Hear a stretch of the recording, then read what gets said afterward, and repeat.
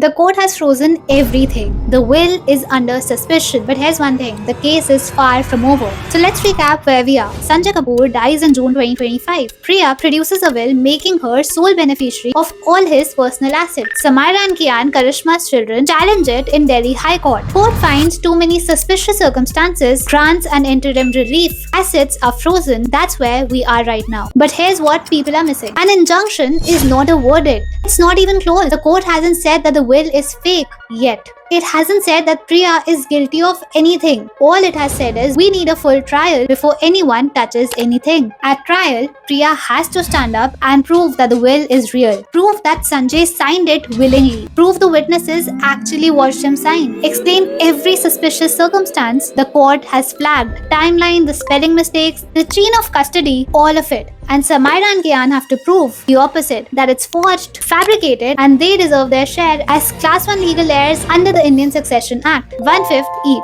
That's what the law says when someone dies without a will. Now here's the interesting part. In Delhi, probate is not mandatory, which is exactly why Shraddha, the executor in this case, never applied for it even after receiving the original will. But the court noticed that too, because if you genuinely believe the will was real, why wouldn't you probate it? Now here's something that most of us has missed in this case. Sanjay owned properties abroad, including in the United Kingdom. And the Delhi High Court was very clear, it has absolutely no jurisdiction over those foreign assets. Under Section 16 of CPC and private international law, Indian courts simply cannot partition or decide title over immovable property sitting in another country. This battle will have to be fought separately in the UK courts under the UK law. Priya and children will likely end up in another courtroom in another country, fighting all over again over those foreign properties. Now here's the part that makes this case truly normal. Separate from Sanjay's personal asset, there's a family trust, RK Family Trust, worth approximately 2,465 crore. And this trust controls the entire group of companies. Under this trust, Samaira, Kian, and Azaria's Priya's son are each beneficiaries of 13.33% of the trust income. Then Priya gets 60%. Trust battle is entirely separate from the will battle, and it hasn't even begun yet.